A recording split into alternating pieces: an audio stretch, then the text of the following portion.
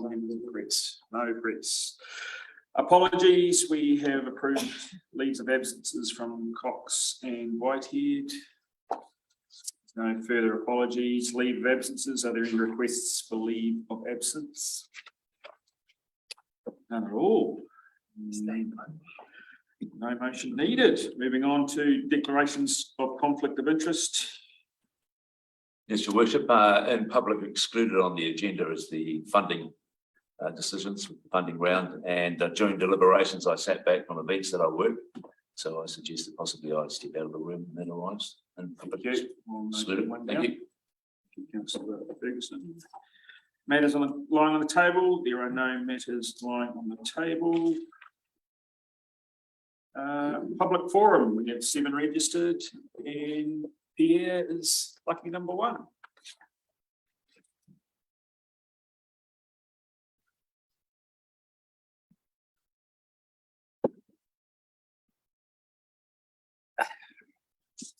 You ready in 3 minutes? Kia ora koutou. This month, we are going to assess the damages that have already been done to our planet. We are in the midst of the 6th mass extinction. This extinction is caused by human activities. Since 1970, we have lost 69% of our wildlife, including mammals, birds, fish, reptiles, and amphibians. So we have some props here for you to visualize this. This is how much wildlife we had in 1970. That's what's left today. In the same time, human population more than doubled. Today, by mass, humans and their livestock represent 96% of the total mass of mammals, while all wild mammals together represent only 4% of the total mass of mammals on the planet. This is what 4% looks like. Humans and their livestock, all of the mammals. This is what extinction looks like. There is more. Insects that are at the base of all terrestrial ecosystems and who are pollinating our crops, amongst many other services they render to us, insects are in an unprecedented decline. 41% of insect species have declined in the last 10 years and are at risk of extinction. It is particularly dramatic in some specific areas. For example, in Germany's protected natural areas, the biomass of flying insects has declined by more than 75% in 27 years. 27 years ago, what's left today? In the Puerto Rican rainforest, in 35 years, 98% of ground insects, virtually all of them, have vanished. In this case, climate change is to blame. These insects have been unable to adapt to the rising temperatures, and their disappearance is causing the collapse of all ecosystems depending on them. Some of you might wonder why you should care about the collapse of nature, but we hope that most of you understand that us being the most destructive apes on the planet doesn't make us less dependent on a living ecosystem to survive. An important part of our local biodiversity depends on our lakes and rivers. Yet, in the draft annual plan, 39 tree water infrastructure projects have been deferred, putting both our community and our waterways at risk. We can all see that even with a 13.6% increase in rates, there is no money left for these crucially important projects. But we already presented you with a solution at the last meeting. We need to make polluters pay by imposing a large passenger tax at the airport. We are urging you to think about this proposal, and we will soon reach out for you to take a public stance on the matter. Thank you.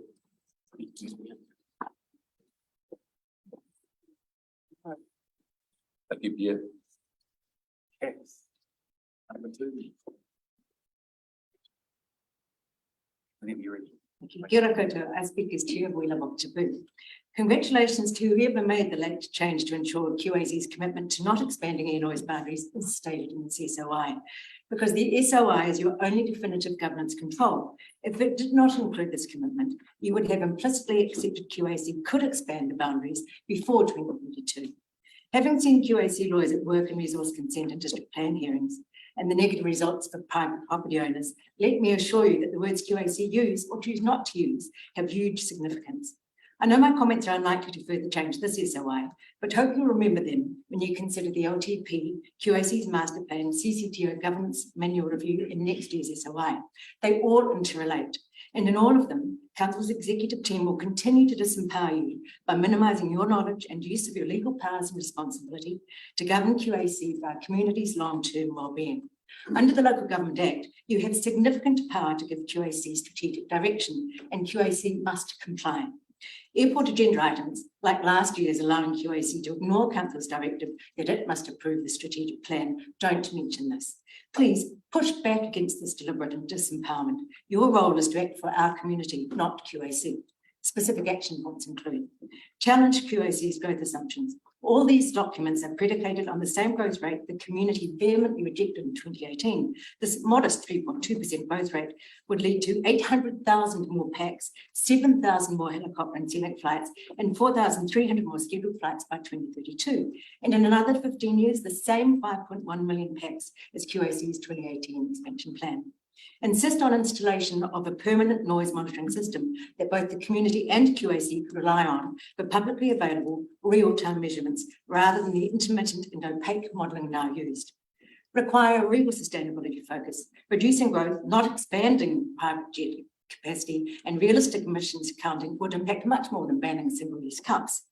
Ensure Council's governance role as supermajority shareholder is fully acknowledged in all these documents, unlike this SOI's inadequate single bullet point reference to QAC being a CCTO. Require the page-on alignment between the SOI and strategic plan to be put back in. Demand more realistic dividend forecasts. Suggesting double dividends from a budget that does not include master plan capex is disingenuous. And now the big bold move to prove you are governing the airport for our community's well-being. Direct QAC to operate within existing boundaries, full stop, not just until 2032. Elsewhere, for instance, Heathrow, noise boundaries have been shrunk because bigger, quieter planes reduce noise, but exacerbate the many other negative impacts of over-tourism that caused even the Chamber of Commerce and major tourism companies to oppose QAC's 2018 expansion plans. These noise boundaries are our community's only control lever on both. QAC's plans represent a 41% hike in flight numbers from 2018, when over 90% of 1,500 submitters opposed expansion. The negative impacts and externalities of over-tourism are real, as is your power to rein in QAC's intent to turbocharge them. Please, this year, use it. Thanks, Yes. John.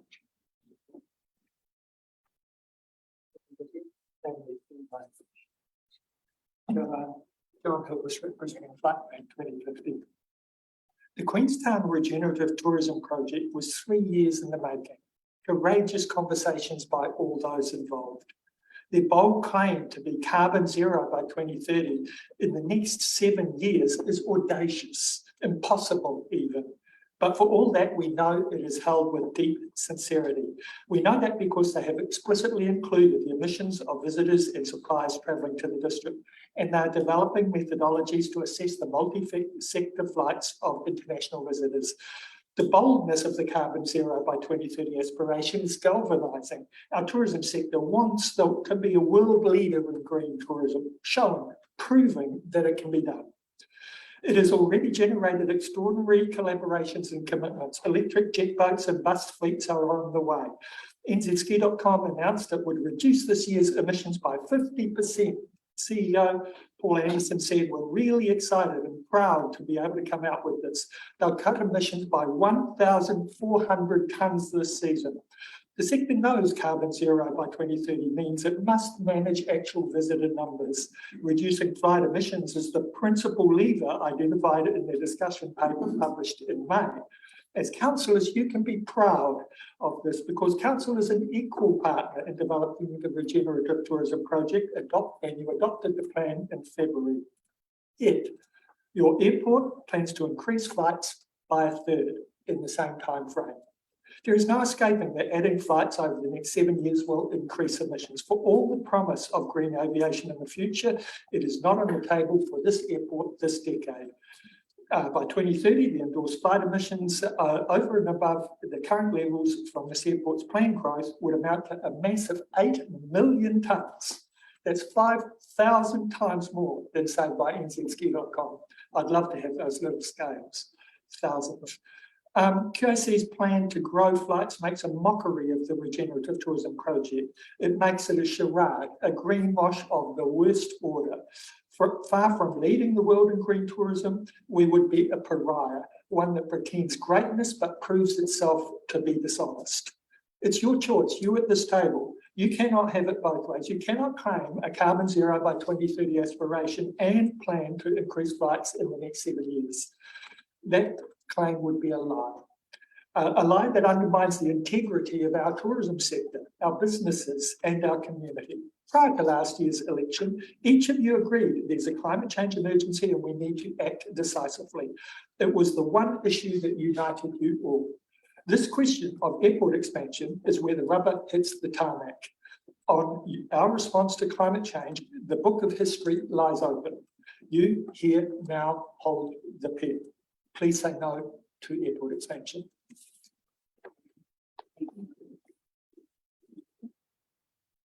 Backwards. Kia ora, Matt Woods, representing Destination Queenstown. I will try and stick to my 3 minutes, acknowledging that. I don't have a lot of time to talk here.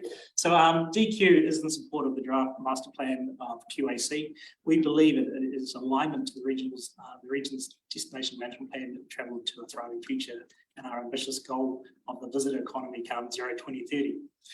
It is important for Queenstown that we have a modern airport to connect, most importantly, our family and friends to Queenstown and the greater region around us, to connect business and ensure that we have business connectivity, and of course to welcome our visitors to the region. It is important that our airport is near the CBD, stays in this district to benefit the community and the ratepayers of this district. DQ does support QAC operating within its existing noise boundaries and understands that that is something that they have committed to as well, which is great. There has been an obvious shift in this master plan, which considers the views of the community and businesses while allowing for improvement and consideration of optimal visitor levels in the region. This is a project that DQ will take on, optimal visitation levels, and something that we're looking forward to doing.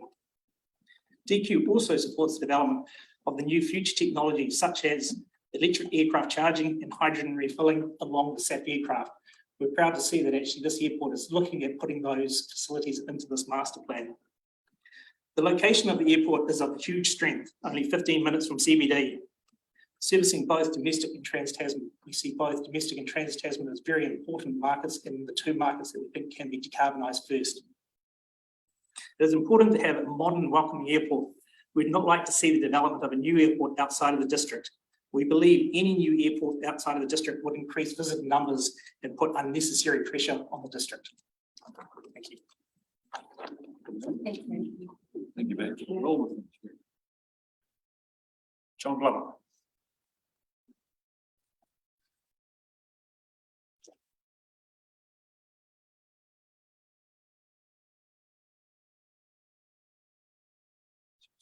Good afternoon, John Glover speaking in my capacity as an individual ratepayer. Asked councillors not to adopt the annual plan until there's been some work done on it to reduce operating expenditure. Now, I love the item in the covering report that just says other feedback themes included rates. Is that how we summarise council should be cutting costs, cut spending more, cut anything not essential, reduce your costs would be good stuff? Spending and staffing costs out of control. I'm worried no one around the table is questioning the spending of QLDC, but there's a fraction of the comments that something is made on costs, and it's disappointing, but not surprisingly, not even mentioned in the covering report. You know, no business has the luxury of unfettered spending. We look line by line at our costs and take action. The tougher things are, the harder the action. Look at what other councils have done. Auckland, 90 million off operating expenditure. Yes, it's a hard call, but that's tough leadership.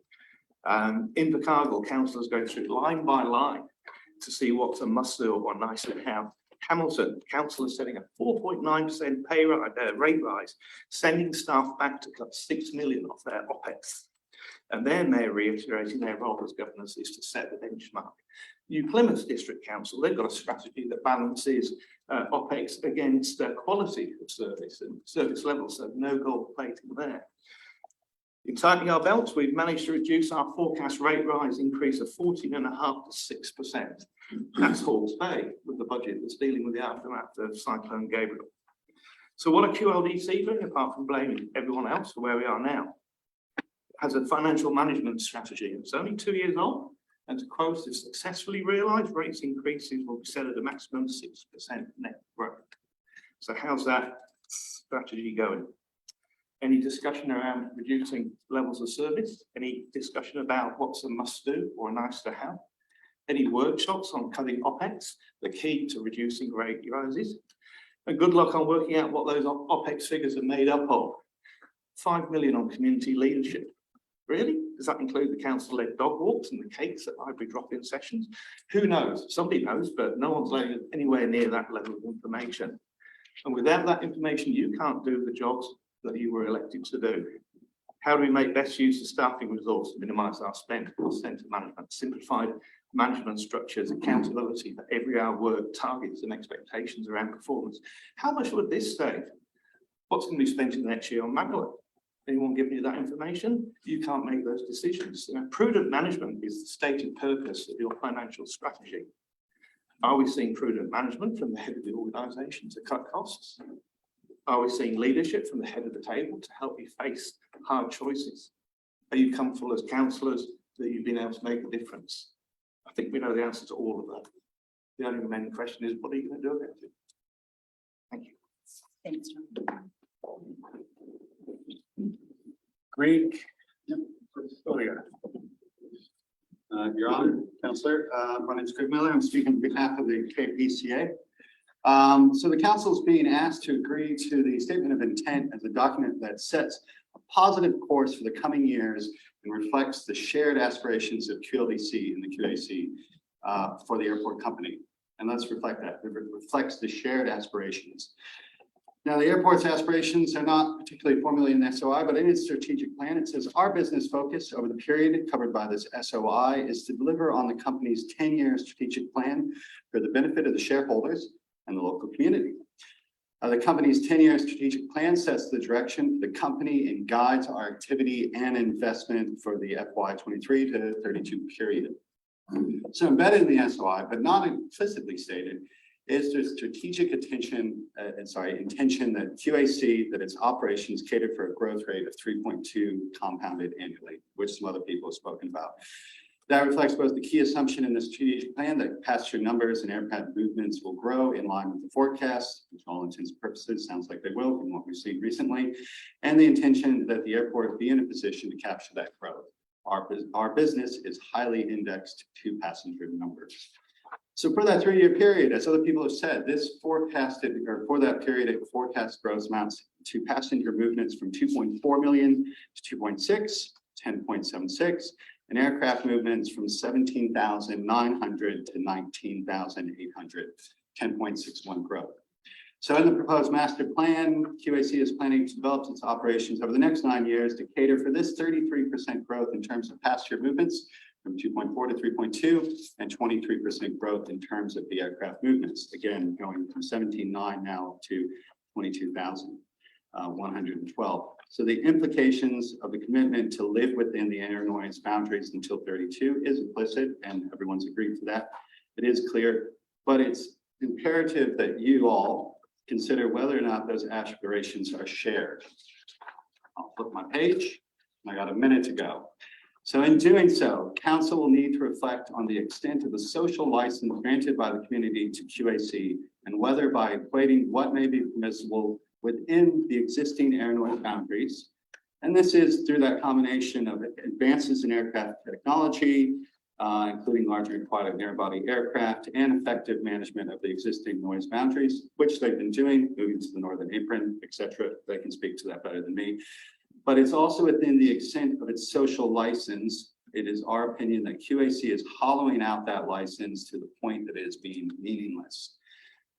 In 2019, it was resounding at community events that I attended that we had already reached in the community the limit for the noise that was affecting our community. The knockdown effect of more, let's put it, fuel to the engine that is Queenstown by more people coming in is more traffic on the roads, more congestion, and more issues within our community that we're not prepared for. I'm not blaming QAC for being the person that's throwing fuel on that fire because there is demand to be here. But it was very clear to our community in the social mandate we got in the KPCA that we had reached a limit in 2019, and now we are hearing about 33% growth upon that limit. Sorry to go over, but should the council determine that this issue cannot be debated at this stage of the 2023 SOI process, it should make its approval for this SOI subject to the reservation that it will consider future or further the scope of the social license in the context of its 2024 statement of expectations. Thank you very much for your time. Thank you, Greg. Thank you. Thank you. Gillian. Thanks, Gillian McLeod. I reiterate a lot of what Greg has just said, because the airport has delivered in their SOI exactly what they're told to do, maximum profit within the boundaries of the noise boundary. Now, it's up to you as councillors to decide the implications for the well-being of our community, and actually you have the social licence.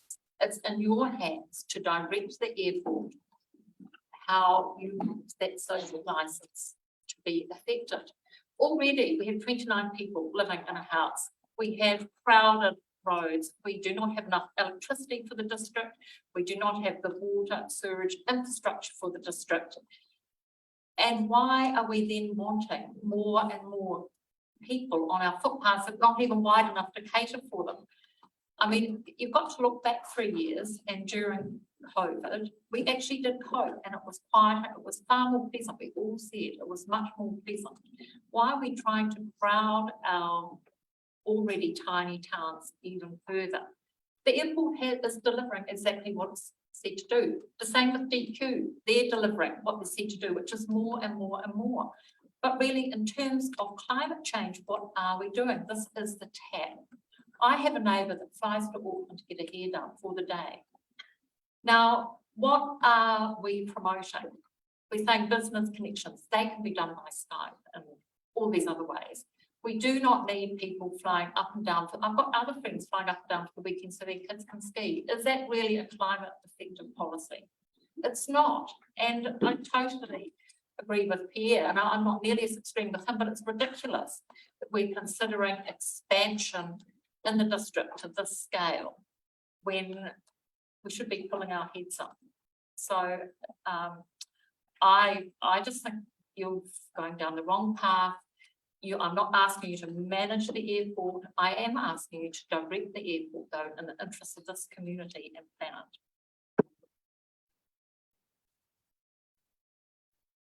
Thank you, Gillian. Before we move on to the confirmation of the agenda, I just want to acknowledge receipt of a petition dated 27th of June 2023. So that was Tuesday, from the residents of the Wanaka Retirement Village. The petition is to register a strong objection to the deferral of the stormwater mitigation plan for the Alpha Series subdivision. Okay, confirmation of agenda. Will the agenda be confirmed without addition or alteration? I'll move to the seconder. Yep. Vicky, those in favour? Aye. Motion carried. Right, confirmation of minutes of the meeting held on 1 July, the public part. Anybody that makes to make amendments? Do you have a mover? Shy. Thank you, Barry. Seconder.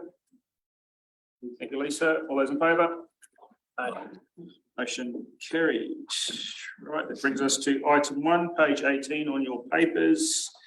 Annual plan adoption. We have Megan Miller and Stu. Welcome. Over to you.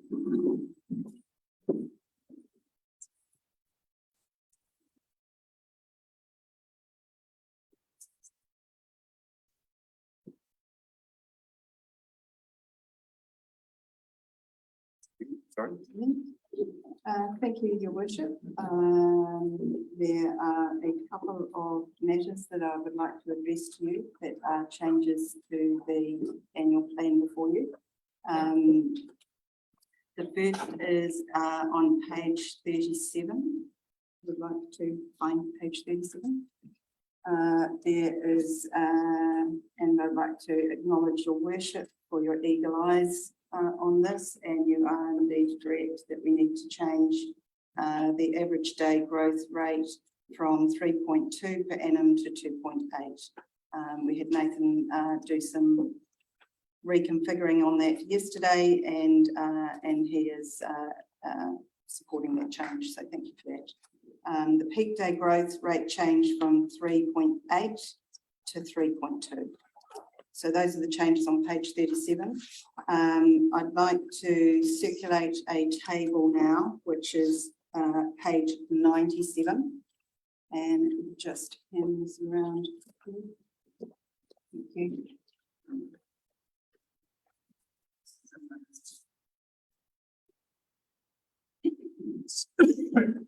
In the agenda item, you will note that we have highlighted that, and it is in the resolution that we've highlighted to change to the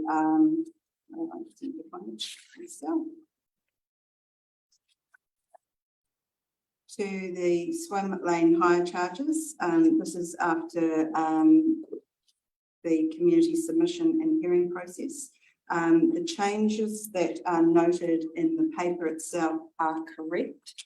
The table that was in the annual plan, the figures that flow on from the top three hire charges, be that community lane per hour, standard lane per hour, and commercial lane per hour, which are accurate in the covering agenda item, the flow on effect from those changes has not then been flowed through the table.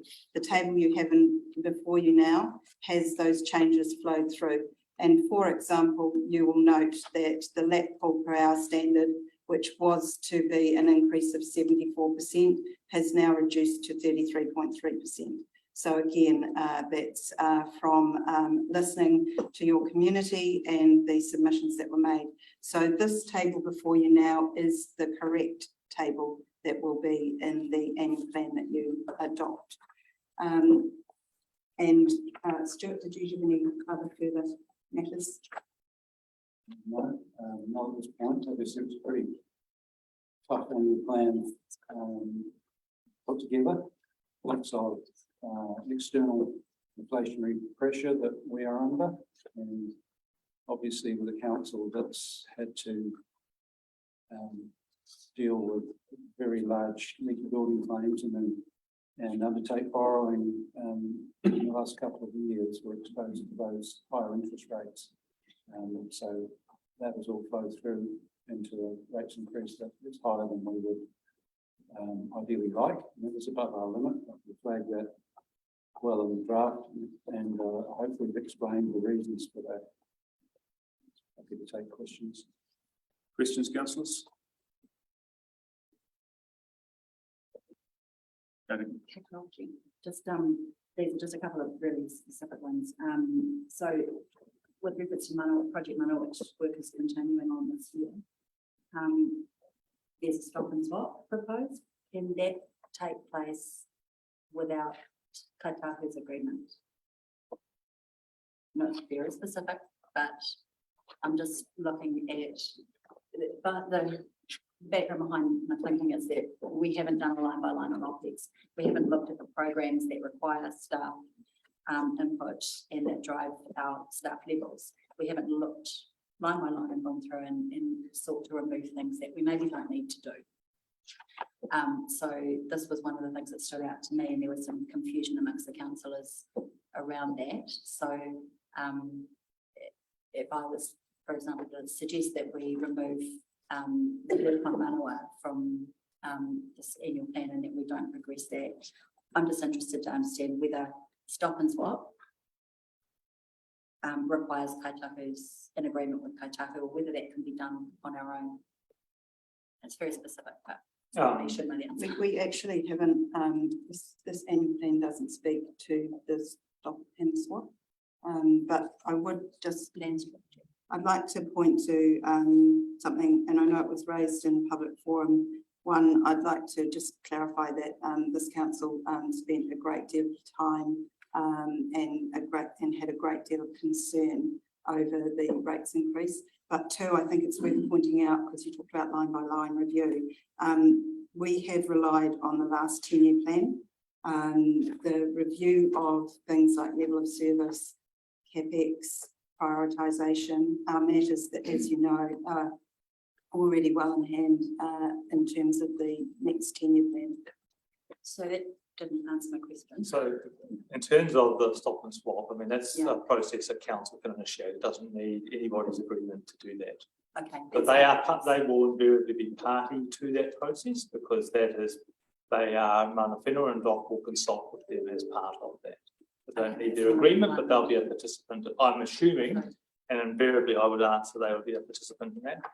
In terms of taking it out of this annual plan, so as Megan has said, there is no specific line for that process. That's a process that it simply sits as part of the general consultancy amount, and that's like so many things. We don't know exactly what the cost of that will be, but it's a process. It's not a major cost in the scheme of things. And I'll speak to that in a minute, but thank you for answering the question. The other question is just around look, the background. Again, we had 4 hours to deliberate on this, and no decisions were made. There was no line-by-line analysis. There's been no debate on OPEX, and some of these things aren't even visible, as you've just suggested. So I just want to know what the practical implications of delaying a decision and having extended deliberations are. So if we didn't agree to any plan today, what would, if we extended deliberations over the next couple of weeks, as other councils have done, what are the practical implications of that stuff? Just one point I'd like to make. We had 2 OPEX workshops. We have not. We brought to you information around the areas that we had reduced expenditure, because we started with a rates increase 19%. So we did go through OPEX, didn't go through it line by line. That would be inefficient, because we've got thousands and thousands of lines. So we summarised that information for you. Could somebody answer the question? I'm just coming to that. Thanks. It's a clarification. So we have a statutory obligation to adopt before the 30th of June. Obviously, if we don't do that, we breach it. And That consequences. will put the rate setting back in terms of collecting rates for next year.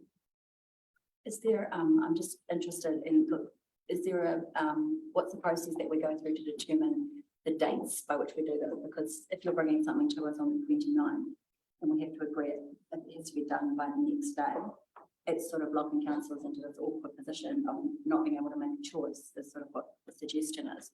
Why do we not do this a month ahead so that we can then actually make decisions? I think the deliberations were literally a month ahead, and councillors had the opportunity to participate in those. Councillors have had the opportunity to feedback from those. And of course, councillors at that point had the opportunity to hear what the community had to say and what the community highlighted. So I think there's been plenty of opportunity. It's not been until the last 24 hours that I've had any requests for changes to that. So bearing in mind, setting aside the question of pool fees, which has been an ongoing dialogue since that date. So I think that there has been opportunity. And I think that council is there to set its plan, and the plan setting actually takes place largely before the plan goes out as a draft. And as Stuart said, there were numerous opportunities right through that process to consider and debate the draft plan. Thank you. Any further questions? Councillors? I've got some comments to make at this appropriate time, or you just general questions? Questions at this stage? I'll pose this one as a question just for the sake of the. So one of the roles in this is setting the fees for the aquatic facilities, and as our chief executive pointed out, I have questioned that's been brought to our attention that the original change proposed was in the order of a 70% increase on some sectors of users, and that was effectively those who rented lanes to provide a service. we have obviously had some discussion and made some movement in response to those submissions. I suppose there were some questions around benchmarking and how we fit with other councils. Are you able to sort of inform that any further as to how that strategy or that process was identified? Maybe Ken can help. That, you know, what were we trying to achieve and how did we benchmark it against other markets? And, you know, how was it considered in terms of the fairness across all the users? For each year, we did do an independent benchmarking exercise prior to commencing with the consultations with the drafting. And there was an exercise to identify 12 to 14 centres, the key metros, as well as some of the other variables such as some of the smaller centres. And then the commercial rates, the current access rates, and also the community rates. Part of that benchmarking, our rates have moved in some quarters for a number of years. We put out through this drafting independence rates, what we've noted, and extra question along throughout the process. But we definitely did start out with benchmarking to provide us with the evidence base to look at what we're currently charging against the market. And perhaps to summarise it, I think when we looked at that, we felt that we were slightly overcharging in terms of casual access to the pools, but that in terms of commercial users and other groups, we were well under the average when we looked across the country. Yes. And that's something relative to that, we also felt that between casual users and groups, the ratio that we had some years ago, it got somewhat out of kilter. And that informed the decision making. And that informs some of the reporting that we from today. So the access to the pools will promote a reduction of 50 cents per zone will go in and roll to the front gate from $8.50 to $8, for example. So it's a good point. Okay. Is it fair to say that they also had other considerations in their fee structures too? The ones that I investigated seem to have a flat lane fee, not a tiered one, for instance, and stuff like that. And from what I've understood about that for each year, that's correct too. Growth's been affected depending on the centre that you deal with. Talking to the staff, some big off-peak, there's a range of scenarios depending on the centre and how they administer their pools and fees and charges structure accordingly. And then of course the other aspect through this process, we've received a lot of switching through the total that was offered the response that we've got from you and take on board some of that feedback. Okay, thank you for the response. I've got another question relating to, and this is primarily to Stu through the chair. So it occurred to me, I received an email the other day with really about the rates increase and particularly around the defects liability claims and the like. Well, I suppose we've had a little bit of time to come to terms with this and understand what the it did sort of refresh in my mind that this is such a significant impact, a huge impact. And I suppose the sentiment from many is why do we have to pay for it? What are we doing to mitigate the impact on our ratepayers? And I know that was communicated through the annual plan, but I suppose just for the benefit of today, just to reinforce that, are we doing everything within our power to minimise the impact on our ratepayers of that and interest rate increases and escalations, because they are significant impacts on our community? Yep. So in terms of defending those claims, I think we have the best minds in the country applied to those cases. So the KC that we have is very experienced. She's in a number of claims featuring the Auckland Council, where most of the high level claims have been. So I'm confident that the legal defence that we mount is as good as we as good as we could assemble within New Zealand. The doctrine of joint and several liability is a problem for us, as every other council, is that we can be found liable for losses that we really carry no blame for. So, in that sense, the way we fund those settlements is through borrowing and spreading it over time. So we do minimise the impact as much as we can. Unfortunately, this year interest costs have risen a staggering amount more than 12 months. And we have a treasury management policy that describes how much fixed rate interest we have against floating rate. We're well within those policy bounds. So everything is sort of shipshape in terms of the treasury management side, but the exposure to floating rate interest this year has been significant. And you certainly wouldn't be wanting to go and fix rates at the moment because we're reaching the peak of that. That's reserve bank activity in tightening monetary supply. So I don't see that we could have done anything better to mitigate that other than find some other source to fund it, which we don't have access to.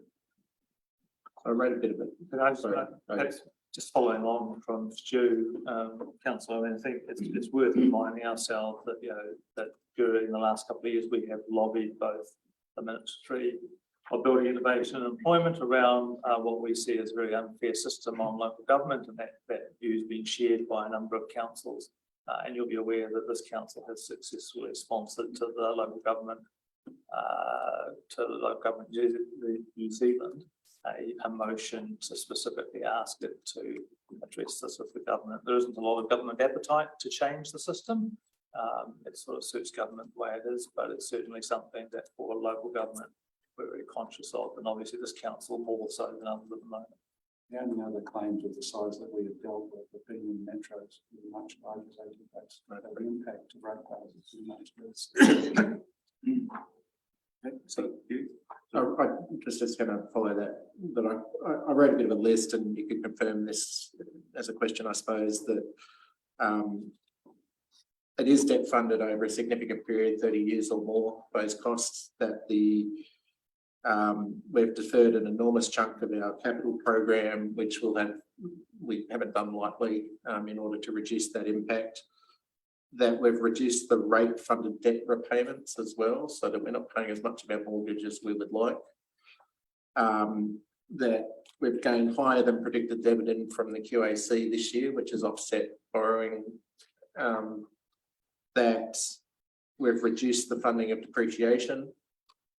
And that we've increased user fees to the degree that we're either comfortable or is appropriate, and that we've also benefited from an increase in our rating base higher than predicted.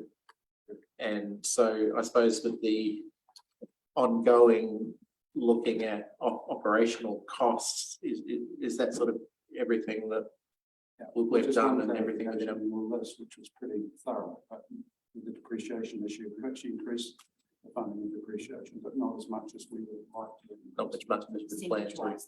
Though. It's based on our reevaluation of assets. Okay, no, I appreciate that. Okay. Councillors, any further questions? Okay. Comments? I'll move first. We've got a few proposed motions made by councillors. What I suggest we do is we pick off with moving the substantial recommendations before us and then move to amend as we see fit, councillors. So I'll move the 1, 2, 3, 4, 5 and 6 before us. Do I have a seconder? Thank you, Gavin. Open for discussion, councillors. Yep. Thanks. Look, despite the project, I'm really concerned that we haven't done sufficient line by line analysis, and I'm concerned that what we've got in front of us in the annual plan doesn't allow us to pull apart where the costs lie. And so we can't even see what we're approving. If we're looking at, there's a line around OPEX for community and services, and we're looking at 16 million, and we can't see how much of that is interest, how much of that is depreciation, how much of that is staff. where that funding goes. So look, I'm just signaling for now that I would like to see us completely change the way that we report this stuff for the LTP so that it's crystal clear where things lie, so that councillors through this process can have a much better shot at making suggestions for reductions, because at the moment they're hidden. And you know, the fact we haven't done this exercise, it partly rests with councillors, I think, or in my mind, the blame rests partly with councillors and partly with staff. Staff don't enable the process, councillors don't get on top of it early enough, and we end up the day before it has to be agreed, sitting here really not knowing that we've done all we can to reduce a 14% rates rise. We've had 4 hours of deliberations, that's it. And when I look at what other councils have done, that really concerns me. It concerns me in terms of the staff enabling councillors to do their jobs, and it concerns me in terms of councillors just, you know, making sure they do good governance. So you know, I've got huge concerns. One of them sits around the 8%, I think it was, increase around, we've got 6.1 million for salary and wages, 1.7 million for professional services, 0.9 million for legal. So 8.7 million, which I think represents 8%. We haven't looked at the programs within that could be reduced, and I can see lots. I could look at the inclusionary zoning within change as one example. There's plenty, and we just haven't gone through that exercise. I'm also concerned about the Tourism Promotion Fund now, having heard from DQ here today and having heard the oral submissions. I'm not convinced that that level of funding is going to be spent on the right things, that it's actually going to allow us to move to where our destination management plan wants us to head. I don't want to commit $500,000 to funding tourism promotion. So that's another thing that really is concerning me now, after hearing from Nat. The other issue I've already raised, this is the last one, it's around the Kingston Three Waters funding. We've got an increase of $19.2 million in there for the Three Waters projects. There are some things I'd like to discuss, and I don't know whether I can discuss them here without going into public excluded, but I think councillors need to be aware of the implications of putting that funding into the annual plan. Just look to you, Chief Executive, guidance on that. Discussion. Sorry. Questions are over. Any further discussion? Well, I'll continue my discussion in that case, because we either I can move into PX to have that discussion. But that's what I'm asking for, is guidance on whether we move in. It's not a question. It's guidance on what we can mention at this point, given what I've emailed to you this morning. So there's a development agreement in front of us that is being renegotiated. One of the clauses in that, and I don't know what I can say from this point. Well, I think there's a number of aspects of the development agreement that are up for negotiation, and that remains commercially sensitive, so we wouldn't be talking about that. So if we were going to talk about it, we would need to talk about And PX. And I think that we would want to get, if we were going to go out, and I think we've signalled to councillors that when we work through that, we will come back and workshop that with councillors at the appropriate time. That advice was given to councillors just a couple of days ago.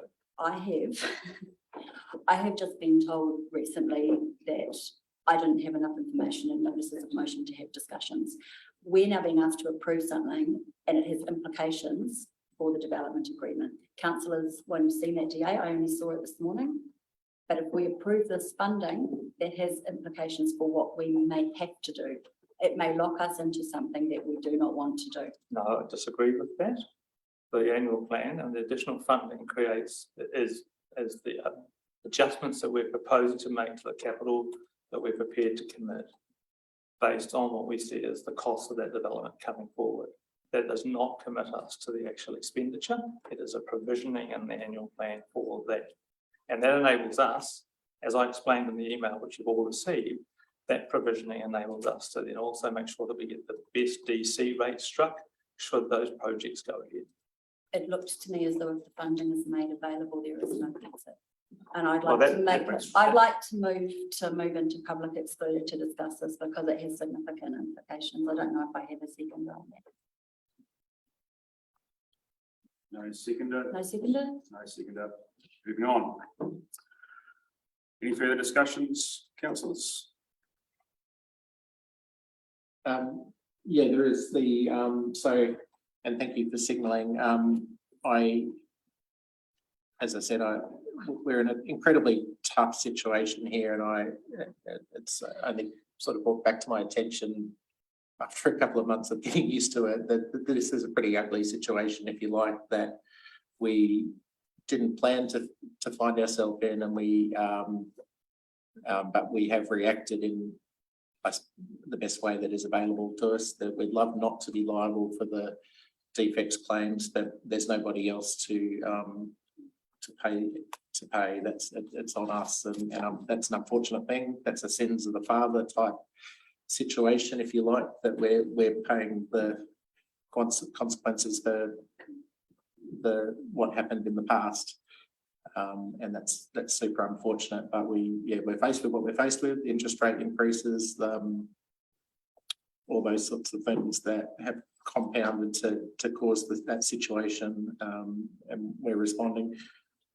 Signaled before that there might have been some other changes. I spoke about it in the questions, that the lane fees is not something, or the aquatic fees is not something that sat well with me, and that we are impacting, I suppose, recreational users in our swimming pools that are at a disproportional rate. I am aware that there's increased costs in providing those services, and we do need to acknowledge those demands and the increased costs. So one of the alternatives that I've encouraged was just to make an inflationary adjustment across all the fees associated with our swimming pools, which include the entry fees, memberships, concession cards, pool entry, and lane rental. It doesn't affect Learn to Swim services directly, and so I would like to move an amendment that changes recommendation 3. So rather than adopting the fees as proposed, that we agree to amend the fees associated with sport and recreation fees, taking into account community feedback, to reflect a flat increase of 7.2 to 7.5% rounded across all aquatic fees, including entry fees, memberships, concession cards, pool, lane rental. It does not include QLDC, learn to swim fees. So I seek to approve that, to move that as an amendment. Appreciate that we have made some movements, that to some degree, reducing it from 70 to 30% on some of those fees is a useful move as well. But I'd like to put that as an amendment, and up to the council as to what we do with it. Do I have a seconder? Barry, you second that? Discussion? Councillors? Do you want to give a response from officers? Yeah, I'll ask for a response from office. Ken, are you going to come up? Or is yourself? I can probably handle it, and I'll bring Ken. Oh, okay. Right. Have to talk about the amendment and then open up to councillors for discussion. Certainly. Look, just a couple of things I wanted to thanks, Councillor Smith. And I think Councillor Smith, you're aware of what I'm about to say, which is we had some over 80 submissions on these particular fees, the sport and rec fees. We've had a look, and 2 individuals did make a submission in relation to spreading the fees. So that has been raised through the submission process. You have to give that weighting accordingly. I think our concern is that if we didn't specifically consult on a flat fee, the flat fee would actually increase the fee for MA and PASS swimmers and specifically children, which is something that Simon, who unfortunately is in surgery as we speak today, is not able to speak to. So just wanted you to appreciate that our advice is, if you want to increase, go to a flat fee, we would consider that that is something that you might want to adopt this and then undertake further consultation around to test that with the wider community who would be impacted by that flat fee. So from that, Councillor Smith, Bruce, would you be open to adding an extra sentence to your proposed motion of and undertake to consult the community on a proposal to introduce a standardised fee increase for swim facilities? With respect, I don't know that those two sit together. Okay. I think in some respects, councils, I think needs to consider, and councillors with and I had a very open discussion about this. So, you know, that there are, as Megan's pointed out, there are submissions that give us some scope to do this. We haven't gone out to the whole of the community to say that average costs will be rising. I think if council is of a mind to go back and re-consult, the option would be, Stu, I think, just to either leave the fees unchanged at the moment, and we would have a bit of a budget deficit potentially until we do that, or to potentially approve the modifications that have been suggested by staff, and then further signal another consultation with the community. Which would you could add what you have just read out, Your Worship, To the existing to three. Yeah. Okay. We'll deal with what we've got before us at the moment now. And you might respond to that. Oh, yeah, it'll be open to discussion afterwards. Yeah. Go for it. Oh, now, Okay, okay. yeah. You've got a right to reply to anyone that speaks afterwards. Yeah, Got it? Yeah. yeah, sure. Look, I just want to clarify. I am aware of that. As I said, the proposal before you today is one option, and would certainly expect that we could do some more work into next year's LTP around actually the broader sense. My solution isn't a perfect one. Either is this one. And I think that we actually need to go back. We're not going to solve it today because there's a whole bunch of nuances around what we're trying to achieve. Clearly the intention isn't to make it more expensive to participate in sport. It's certainly not anticipated. We certainly don't plan to make it more difficult for people to learn to swim. And we need to understand the push and pulls in those. So my approach was to do it as fairly as possible with the expectation that we do a proper review under the LTP. That same could apply from the proposal that council staff have presented, that my fear is that we would actually increase the fees and pull them back for the lane fees. But either way, I think we need to look to that LTP to do a broader review.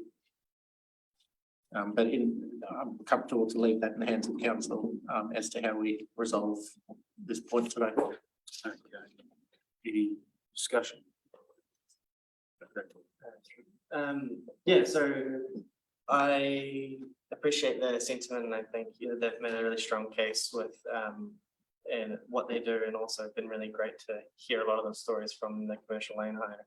I do hear Ken's point of saying that they're well considered the process was that we based it and looked at 12 to 14 different facilities to see how the balance aligned, and we did take a lot of the chunk out of that increase by more than 50% to accommodate sort of a reasonable outcome without burdening too much of the majority. And my hesitation is around if we increase the majority, that only then we'll hear from them before. At the moment, we're really only hearing from the people who are affecting the most, and so making decisions on that may not be considering the wider scope. So I tend to support more what we have in front of us. Yeah. Thank you. Mr. Cameron? Yeah. Similar to Cody, actually, I appreciate all the thought that Councillor Smith's put into it, and he has put a lot of time and effort into it. As have the staff in arriving at the proposal that we've got in front of us now. So it's been clearly stated to us that the intention for is to increase participation in some of the reductions in the entry fees undertaken to achieve that. So the main thrust of the community submissions have been the lane fees, and it has been listened to, and the new charges that we've now got reflect that, and I think we've done. You know, certainly we've shown that we've listened to that aspect anyway. So I'm again so happy to support what we've got presented to us in the amendment. Any further discussion? Through the chair, are we allowed to ask a question?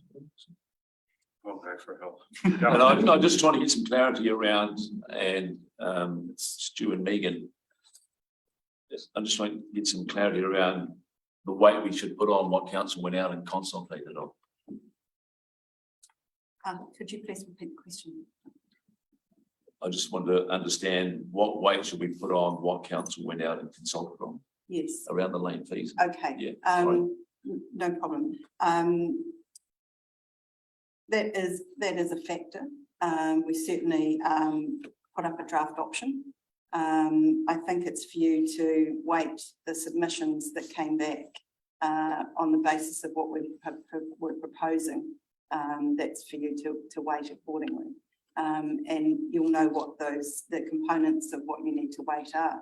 But one of them is the impact on your community. And did we actually undertake to inform that community on the final position that we take in the annual plan? Thank you. Any further? I'll just suggest, me personally, looking at what we consultated on, and we did actually indicate a reduction in the entry fees, as well as the feedback we were getting was about the lane pull higher, the actual higher of the lanes. I think, and given that these fees haven't been touched since 2014, which obviously puts a burden on us to actually get them back to some form of reality. My view is that I think we should stick to where we're at, as in we went out to consultation to say we'll reduce the entry fees, to then actually come back and say, no, we're raising them. I think's not that transparent, but also it is a fair majority of people that actually just do go to those facilities and just, they don't actually just swim the lanes, they're actually there to enjoy the facility itself. So I can understand where Ken's coming from.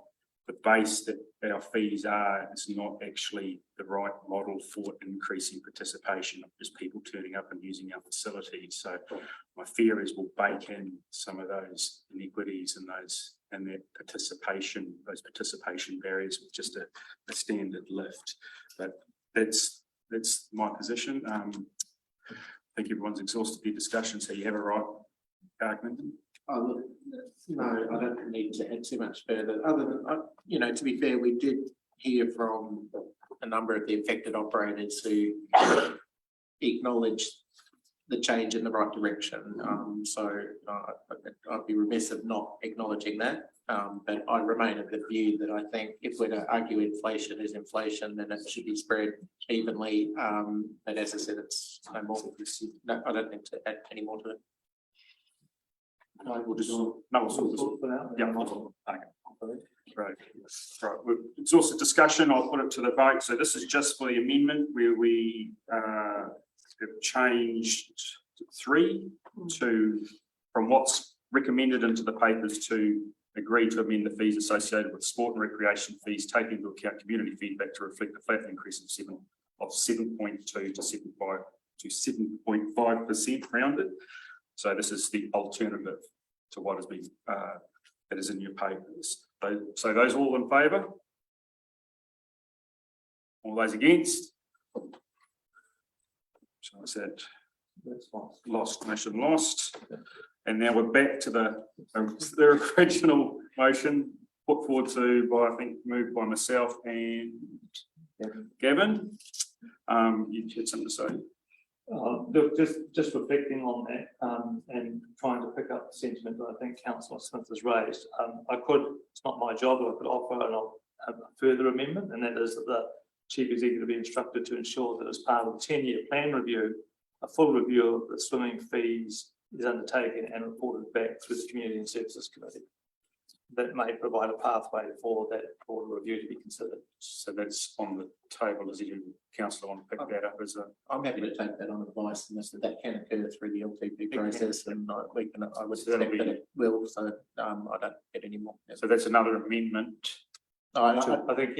I don't think it needs to be added as amendment. I think we can just take that on advice, Oh, and brilliant. we Cool. will, Thank we'll you. review that through the LTP. Megan's got that, Ken's got that. All good. So we've dealt with pool fees. I'm going to open it up to discussion. Does anyone have any further discussion on the annual plan?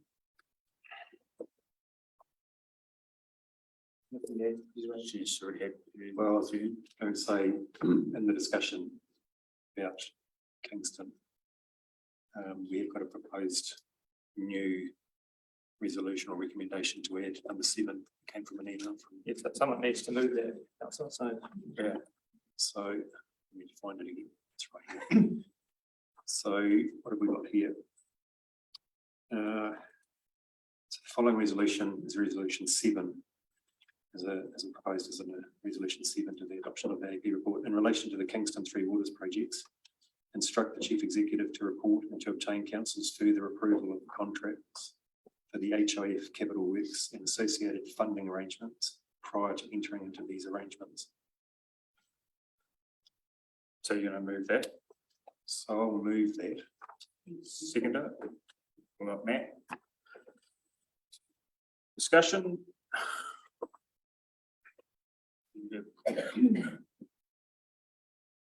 So I'm just not sure what that particular resolution, that's different to the resolution that I offered councillor Glading earlier today. No, I've just read it straight from your email, hopefully. Hopefully it's not. Sounds a little more complex than what I had advised councillor Glading on, so let's just check that. Apologies for that, councillors. Just assure that would have come through as what I had offered, and now I just have to deal with that when I bring up my. In your email at 10:32 this morning. That looks to be what we.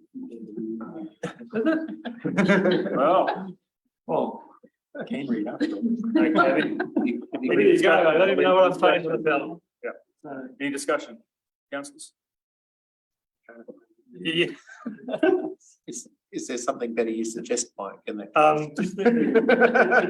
Well, and look, people know that I can be wordy at times, it seems particularly wordy. I think that, I mean, the gist of it is fine. I think fundamentally it's really asking us to ensure that prior to us actually executing any contracts, we get council's explicit approval.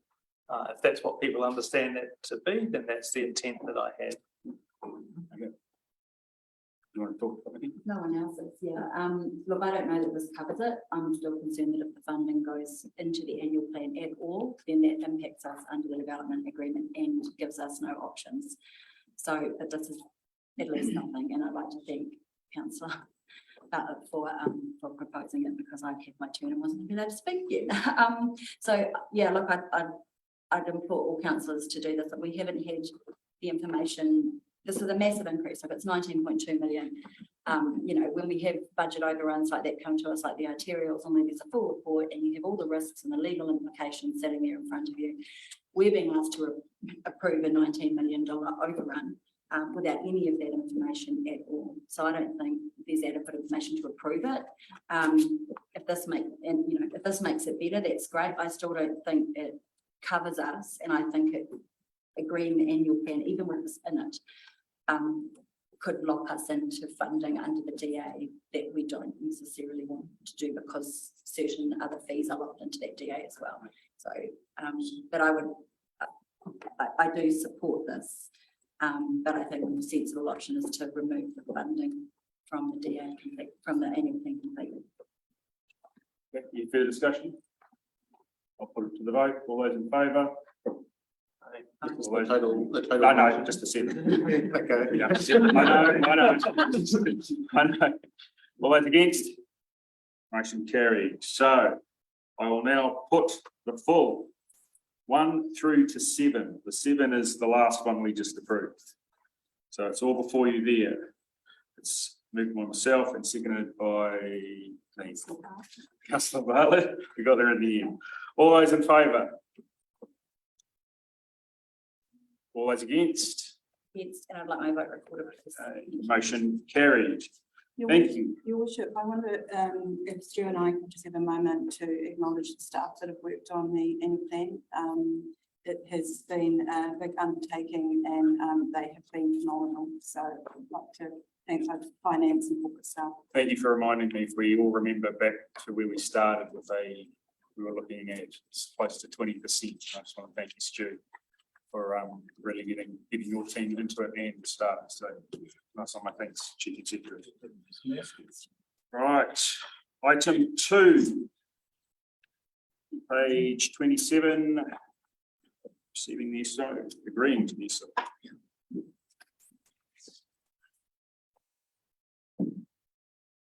We're not going anywhere, Megan. Over to you. Thank you, Your Worship. I'd just like to acknowledge and thank the QAC for being present today. I'm happy to take the report as read. Questions, councillors? Just one, just on the word endorsement, when we were talking about the master plan and council endorsement. We've talked about it, but what does that mean? So the master plan is going to be coming back to this table. What will happen if councillors don't endorse it? Well, if you don't endorse it, I have to think that through. I think that would mean I don't know how the board would respond to the council not endorsing it. I would like to think that before we reach that point, we will have had some engagement with the board over what they're proposing before you. So you'd be able to certainly give some feedback. You will be able to give some feedback into the draft master plan. I guess if ultimately you don't endorse it, I'm just getting forward. It's more of a technical question. It's what It is a technical. the word. Can I just have a clarification question? Because if endorse meant approve, then the answer would be they would have to go back to the drawing board. But clearly, endorse doesn't mean approve, which means we don't get to approve the master plan, and then what happens afterwards is iffy. So that's all I wanted to. So endorsement is not approval. Yeah. Endorsement is endorsing, and it's a supportive affirmation. But it remains, and I think right through this process, the QAC were very committed to early engagement with the council. Council were engaged through the construction of the draft. Council, obviously, I'm expecting that the board chair and the CE and the staff would come back to explain the changes that they're wanting to make before they submit a final. I think I would agree with Megan that clearly there's an endeavour to ensure there's alignment, but ultimately at the end of the day it remains a decision for the board. Just to flesh that out, you've got to remember the master plan is a document of the airport. It is not our document. They're actually in charge of developing it and presenting it to us. I know, but if we weren't happy with it as a group, I'm expecting that this group would provide direction to the board on where and how we'd like it changed. And I'm just okay. Any further questions? Just question. So it's been communicated both at public forum and prior to public forum that the issue around whether the noise boundaries were explicitly addressed in the SOI, and I know there's a change that's been made to assist with that. Can you just speak to that, please? Certainly. The SOI on page 19, or 41 of the papers, I think it is. Yeah. The sentence, it will also reflect the commitment we make in our 10-year strategic plan not to seek an expansion to the air noise boundaries at Queenstown Airport for the 10-year period 2032. That hadn't been included, although there was a reference to the air noise boundaries in the KPIs. But when I raised this with the QAC, they were within an hour, they had a sentence back to me. They were very comfortable to put that in. And on page 48 as well. It refers to managing aircraft movements to remain within existing noise boundaries as an action within the scope of this SOI. As well, the last of the actions, or the actions, yeah. Great. Yeah, okay. Just so in terms of we now have, I think we have a very clear understanding with QAC. It's been stated by them publicly that there is no intention to grow outside the noise boundaries. That's recorded in their strategic plan. It's stated it will be recorded in their master plan once it's produced. And it's sufficiently, is it sufficiently recorded in this document now? Well, that's So really a matter for you to judge. Yep. In your view. I think they've been quite explicit. Yeah, okay, thank you.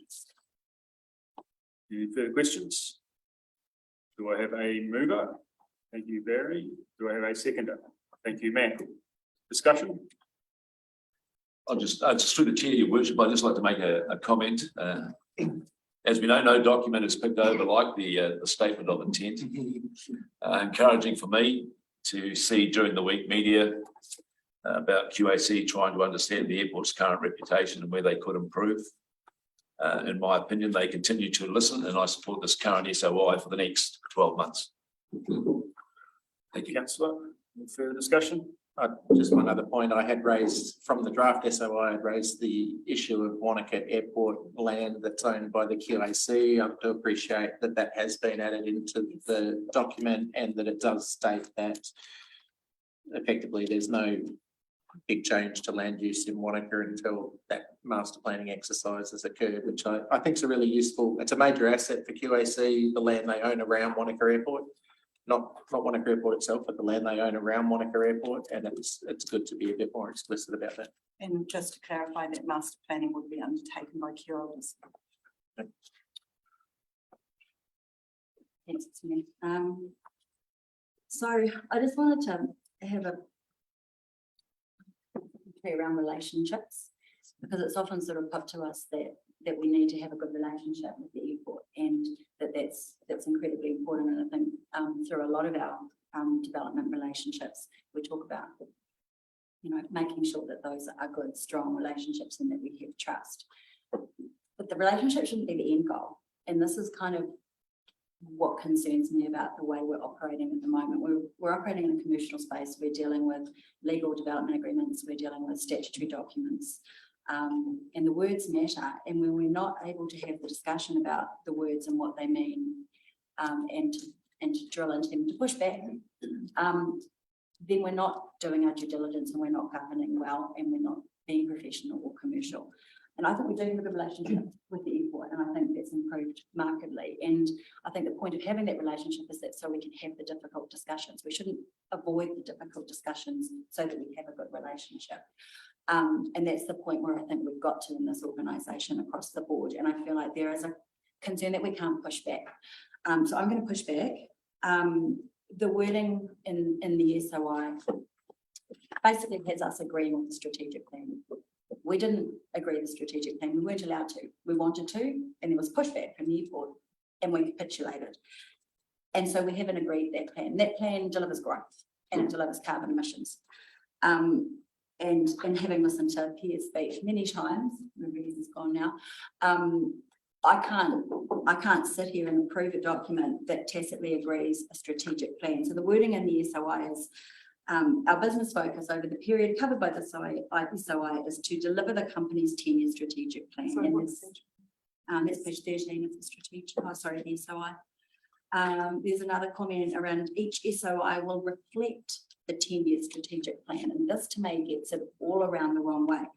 For a start, our long-term plan, where we have to consult the community and put in our objectives around the airport, our long-term plan says that the strategic plan we reviewed each year in line with the SOI. And so there's this conflict that the SOI sets the strategic plan up as the big document and the be all and end all. Our LTP says no, the SOI is, and the strategic plan will be reviewed in line with the SOI, which is what we agree. Ultimately, that's our means of control. And so unless the airport is willing to take out all of these references to the strategic plan, which basically say, you know, if we agree with this SOI, we agree with strategic plan, that you've agreed, that you didn't let us agree. We're in trouble because that strategic plan is about growth. And I'd like to think that the airport would be happy enough to remove those references, to have its strategic plan, which it agrees, but to allow us to exercise our control through the SOI. To do that, we have to remove those references to the strategic plan. And I think to have a not predetermined consultation on the master plan, we need to do it as well, because the strategic plan sets out what needs to happen in the master plan. So we're going out to consult. That isn't really consultation when we're already endorsing the strategic plan through the SOI. It's all, to me, it's a bit messed up. And that's all I wanted to say. I won't be agreeing it for that reason. Could I respond? Oh, no, it's, Oh, I was I'll only just going leave to it as it is. at the clarify. moment. Okay. Any further discussion? Okay, we have a mover and we have a seconder. All those in favour? Aye. All those against? I'd like my vote repeated, Motion. please. Thank you. Carried. Thank you. Item 3, page 54. Thank you. Class 4 gambling and TAB venue policy review. Oh. Massive. Yeah.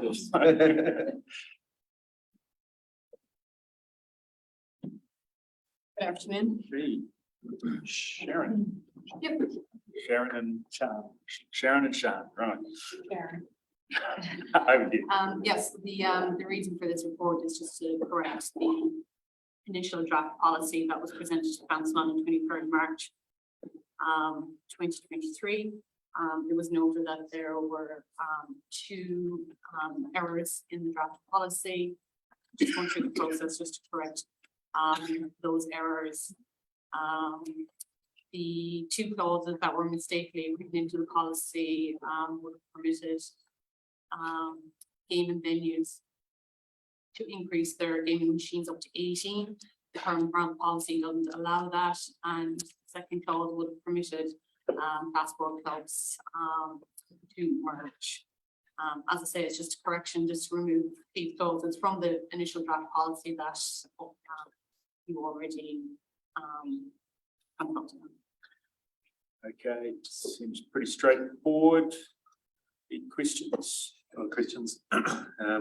Firstly, point number 9 on page 57 mentions bringing it to for adoption at the 12th of October meeting. I think that's now scheduled for the 19th of October.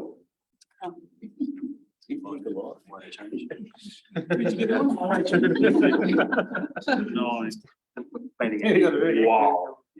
That's chocolate fish for you. The other question I had was, I've got two more actually. One was about resolutions got our panel that we appointed at the last time we discussed this. It looks like it would now go towards a hearing in, it says in September, I think. Point number 8 says intended that written submissions received will be presented at this hearing, at a hearing on this matter in September. I've got a leave period booked from 2/3 of September. So I don't know whether I'll still be able to be part of that. I'm listed on as one of those councillors on the panel at the moment. Okay, so that's something we need to adjust now. Or? On leave, we really approved on the until the 11th of September, the first part, and I'm also on that committee. There's two, over to you, man. So we can offer, I'm just going to open it to the floor. Does anyone want to step up and take those two places? If we don't, I just choose. Don't be shy. So we've got Councillor Wong. We could, don't look away, Councillor. Councillor Fu. I haven't done anything, so I'm happy to take Councillor Cox. Okay. Including. That'll be some. If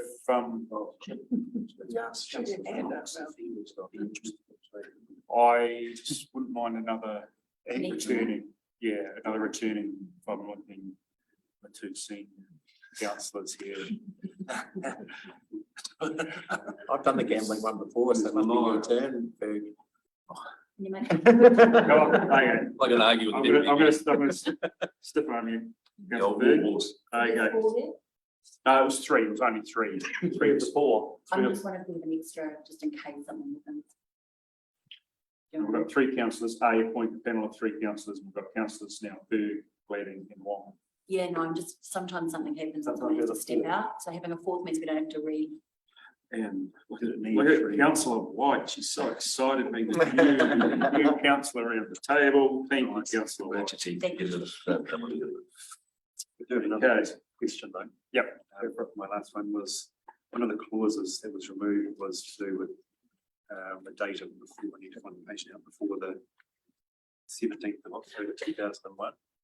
So now that clause is removed, there's nothing that covers anything that was, where a license was granted before that date. Should there be anything or? Yeah, that's correct. The Act, Gambling Act, was changed in 2002.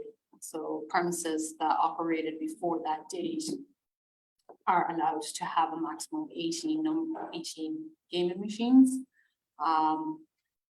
And even if they have 9 now, they would have the option to increase that to 18 if they wanted. So that's why we're removing the clause, is because it doesn't agree with the objective of our policy. But do we need to include a clause that states what does happen to those, what does apply to those venues? I don't think it's necessary, because the Act clearly states that any new gaming machines from now on are only permitted a maximum of 9. Right. That's the only clause that can permit up to 18. Okay, so by default, those premises will only be allowed 9 without having a specific clause. Great, thank you. Okay. Well done. Any further questions? Do we have a mover? Thank you, Cody. Seconder? Thank you, Matt. Any discussion? All those in favour? Aye. Against? None. Carried. Thank you. Thank you. Thank you. At this point, re-notification, page 88. Your papers.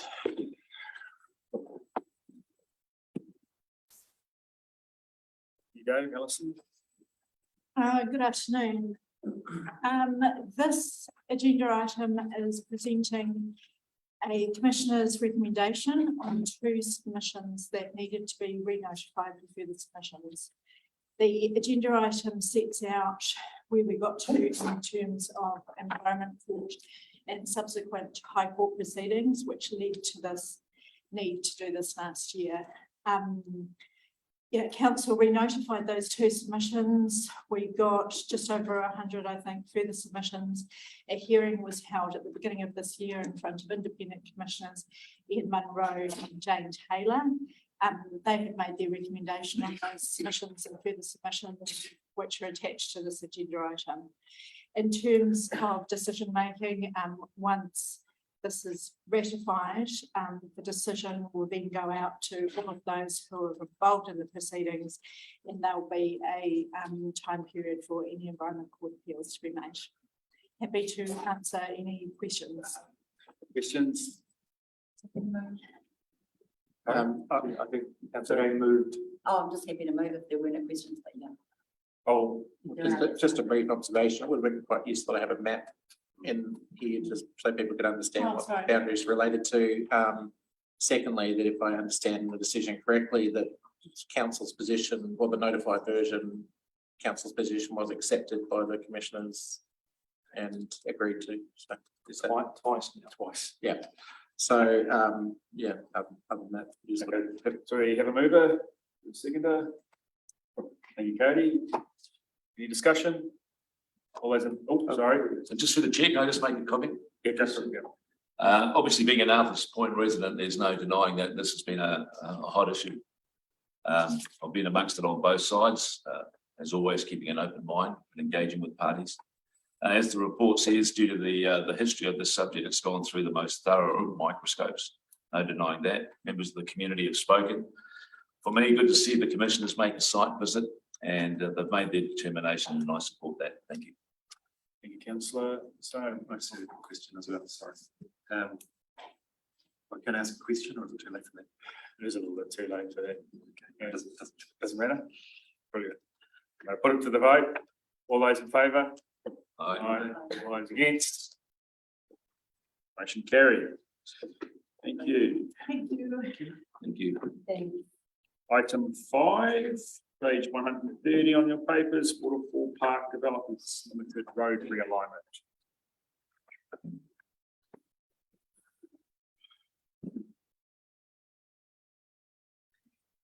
Over to you, Tony. Quentin?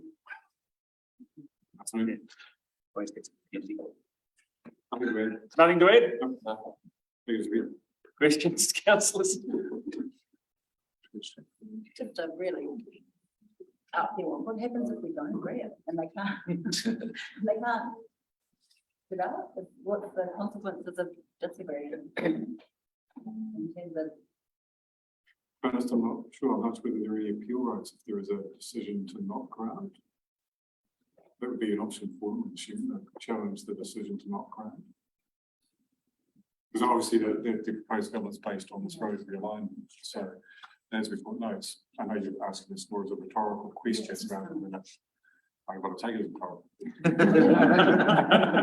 rhetorical. Not prejudging anything. I'm not actually sure what happens if you. It would have to, well, we wouldn't then do the road swapping, and it wouldn't. There are some situations I know we were, but developers where we have not necessarily agreed with the proposal.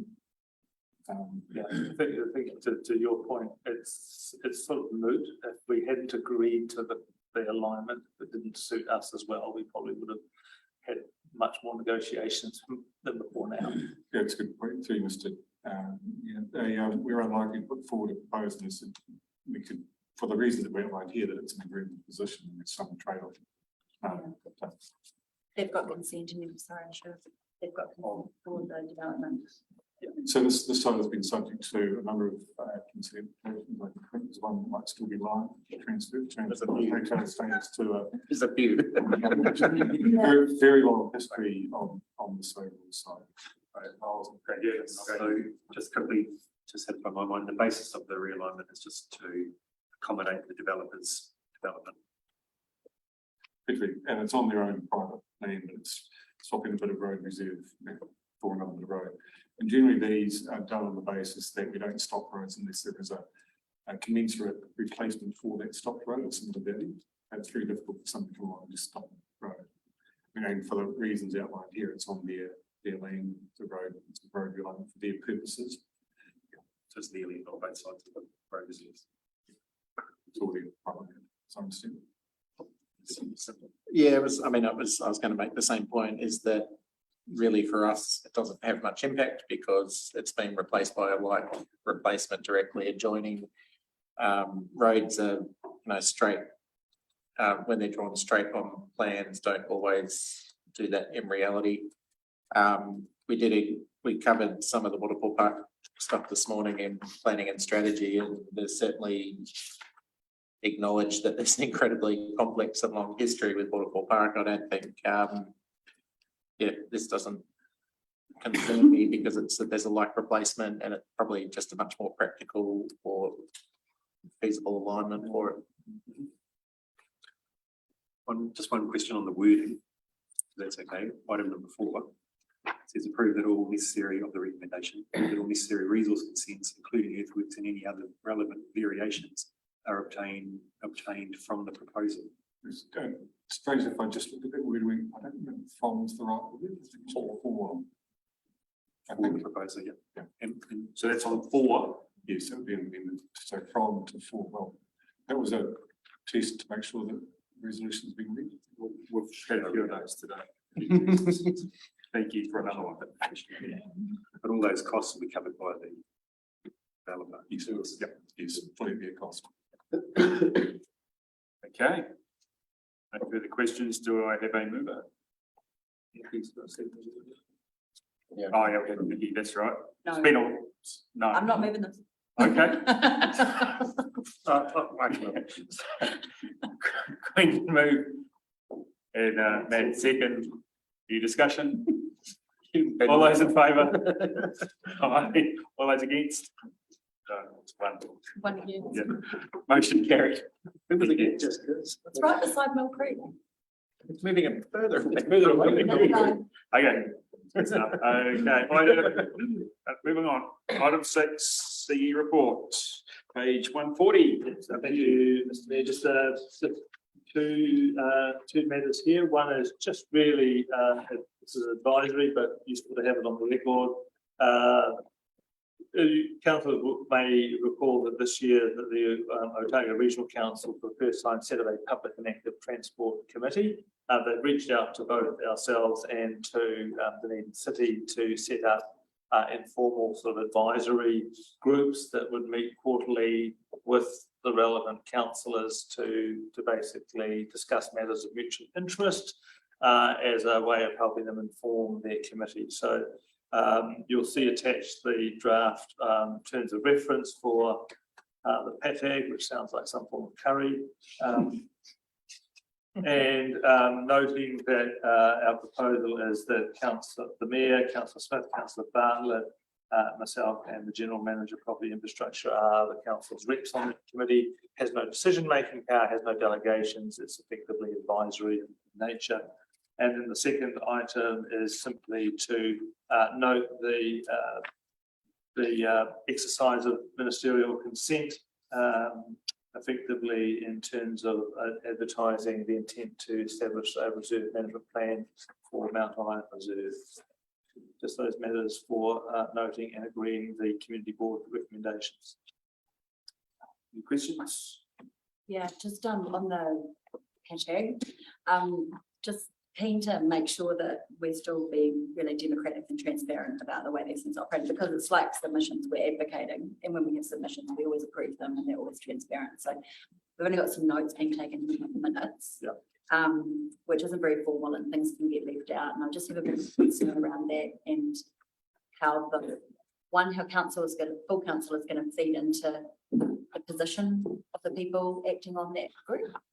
How that group's going to feed back to full council and just report on what's been said and what they've said and what they're advocating for, and how the public can see that as well. So what notes be taken and where will they be located? So this isn't a formal constituted committee, so therefore it doesn't. But the notes can certainly be made available to councillors following those meetings, and once we receive them from the ORC, so we can make those available. So in terms of the public, because we have to be as transparent as we can, and at least we can't be. So I'd like to see something sort of more formal. I mean, I have no issue with it. It's great. It's a really good initiative. But what the group is advocating for and what is said, it should be transparent. We should have some feedback into it. We should know what's going on, because we've got a lot of these groups that are sort of sitting behind the full council now, sort of advocating in places, and unless they're transparent, that's an issue in my mind. So I just wonder what are the ways that we could work this up so we could make sure that there was more democratic accountability and more transparency. Well, I mean, it shouldn't be too hard. No, it's not hard, but I suppose in some respects the question, I suppose, is more is what is the purpose of this group? The purpose is to create dialogue between elected members on both sides of the two councils. You know who the councillors are. The councillors are available and open to other councillors to have conversations with. Equally, that we can circulate the notes following those meetings, but they are they are intended to be informal and discussion based. I'm not anticipating that we would see this as being part of any formal reporting back to the community or making anything available. That is really the role of the actual committee of the ORC. Yeah, sorry, I'm just, if I could just continue on the point just for a second. Yeah. We have influence across this country and within council, and Mike's has spoken to it recently around that impact of people talking to him and wanting to have influence. This is another group that will be influencing outcomes, and I think we need to be really clear that it has to be transparent. We can't continue to have little groups that sit aside from the full council that have influence and that influence not be transparent. I know it's for good purposes. I know it's active travel. It's great. But there may be a circumstance where there's some conflict around something that the group advocates for that the full council or the community might not be in favour of. We have to be transparent. We can't be having all these closed door discussions. So, if we can make it more transparent, I'm happy to vote for it. It's a great initiative. if we're going to have closed door things where we can't disclose to the community what's been discussed and what we're advocating for, then I'm out. Well, if I may, so I mean, firstly, I think that, I mean, I'd happily undertake to report back to the infrastructure committee, and I'm sure Gavin would as well, that of what was discussed and equally raise, you know, an avenue to raise points that can go back the other way. I mean, this is in some ways it's a reinvention of the Transport Governance Group, which is has already occurred. I did note that this week's agenda wasn't particularly fleshed out, but that's come from the regional council, not from, you know, us. So we haven't got a list of reports. There's just a list of talking items effectively. And I supply the agenda to the councillors, I would imagine. So I think that this particular meeting is really just an establishment meeting, and if we can get to know each other, I think there's another meeting aimed for the end of July. I think is probably the best. But in terms of advocate, you know, like my experience with the TGG, for instance, is that, you know, there's lots of discussion around things that we are already discussing, like the reliability of the bus service, the driver shortages, the, you know, and we're just talking with our partners around those issues that we've already talked about around the council table. Likewise, the way to go and NZ up and those sorts of things, you know, which we get reported back to in different ways, you know, are discussed as well. So I suppose my reflection is there's no secrets or surprises, but and equally, you know, happy to undertake to make that more transparent as to whether we can get to the point of having a public report or something on the outcome. You know, the meeting itself is probably not in alignment with how it actually works. I think more so than there'd be no intent to hide anything, but it just wouldn't work. It doesn't function that way. But you know, we'll see how. Well, I think at least if we can have So a detailed agenda. Sorry. I can just point out, so in the terms of reference, there's a reporting section there. Now we've got to remember this. It's just an advisory group to a committee of ORC. So any decision or any influence is to the ORC, and those decisions will be made by the ORC, not by this group. So it just says there, the ORC staff, because they'll be the supporting officers to this advisory group. Elected members will be responsible for conveying the views of the PATAG formally to the ORC PAT committee. So that's the Public and Active Transport Committee of the ORC, and a copy of any advice will be provided to QLDC for circulation to councillors and relevant staff. So there is reporting there. I would suggest that the PAT committee of the ORC would be held in public anyway. So any of our discussions will be reported through the ORC channels, not through QLDC. Because ultimately, whether we like it or not, public transport, a little bit of active transport now is decided by the ORC. And the only other thing I was going to say was that just things, if we do a lot of these things outside of the infrastructure committee, it takes away a lot of the understanding of the members of that committee and a lot of that committee's role. And I'm just concerned in the past we haven't had a great sense of what's been going on in the transport space and the way to go and so on. So yeah, look, I'd be really keen to formalise it somehow, but look, if it doesn't, well, I mean, works in alongside great, but alongside this, but also, and I've taken that point on board around the regional transport committee. I think we need to slot in a reporting item into the infrastructure workshops to come back on those, and we'll do that. Thank you. Yeah. Any further questions? When it comes to, we've got another date wrong. I've got another spelling mistake. When it comes to the recommendation, I'd just like to respectfully request a T in the middle of my name. Oh, Well, that's a good one, actually. you're allowed. You're allowed that one. Just for future reference, chief executive, we've got one of those grammar people.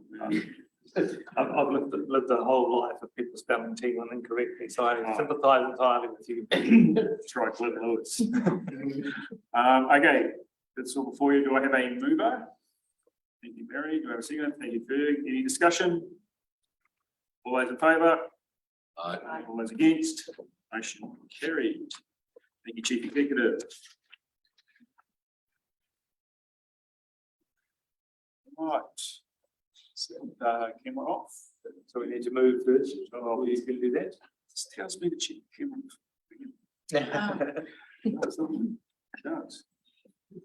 Right, I move that publicly excluded from the following parts of the meeting: confirmation of the public excluded minutes, 1 July 2023, and item 7, events funding round. Do we have a seconder? Carry all those in favour? Aye.